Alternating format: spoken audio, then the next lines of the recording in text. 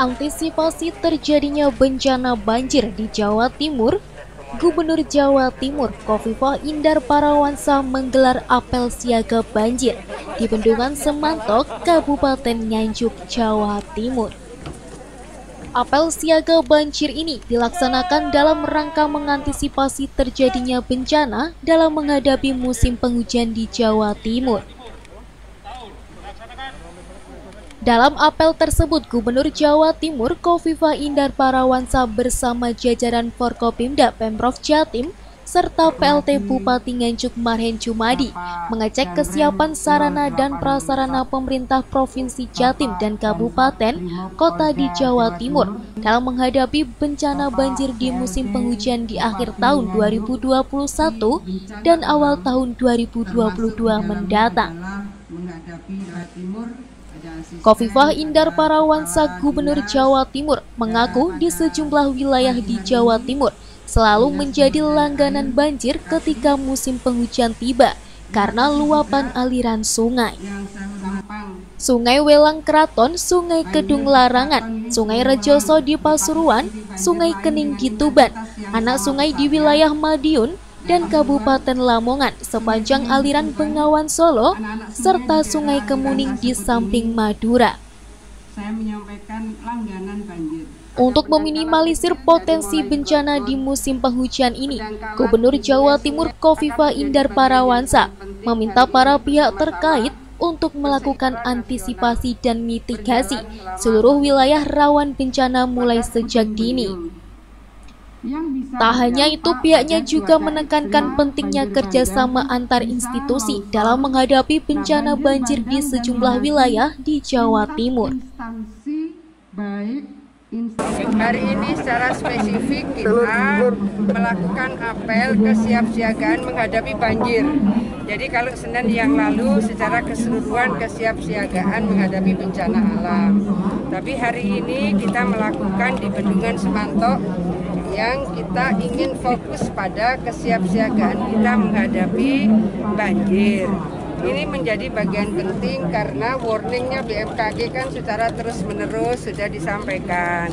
November sampai dengan Januari atau Februari itu potensi terjadi La Nina, potensi terjadi hidrometeorologi.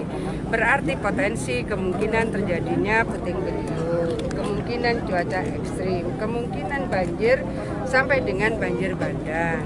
Oleh karena itu, kita sudah harus beradaptasi dengan berbagai hal yang harus kita antisipasi. Maka mitigasi secara komprehensif menjadi penting. Kita bisa melihat bahwa hari ini ada dari Kodam, ada dari Polda, kemudian UPT dari PUPR, terima kasih seluruhnya full tim hadir. Jadi koordinasi antara Pemprov, Pemkab, Pemko, koordinasi dengan instansi vertikal, koordinasi dengan relawan. Jangan lupa relawan ini luar biasa. Khusus Tagana saya minta 6 jam setelah kejadian sudah harus berada di tempat, di lokasi. Nah, semua ini harus berseiring dengan sosialisasi kepada masyarakat bahwa kita memang sudah harus melakukan kewaspadaan bersama, kesiapsiagaan bersama.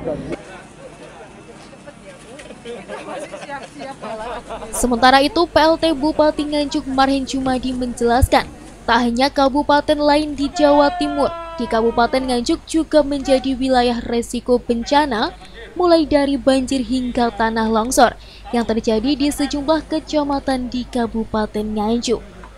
Untuk meminimalisir bencana ini, pihaknya mengaku pemerintah Kabupaten Nganjuk akan segera melakukan normalisasi aliran sungai agar tidak menimbulkan banjir.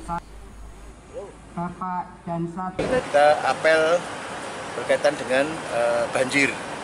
Memang potensi November Desember nanti akan terjadi hujan ya, perkiraan dari BMKG kan hujan. Maka potensi bencana itu yaitu adalah kalau di Nganjuk tanah longsor maupun banjir. Maka kita harus siap-siap.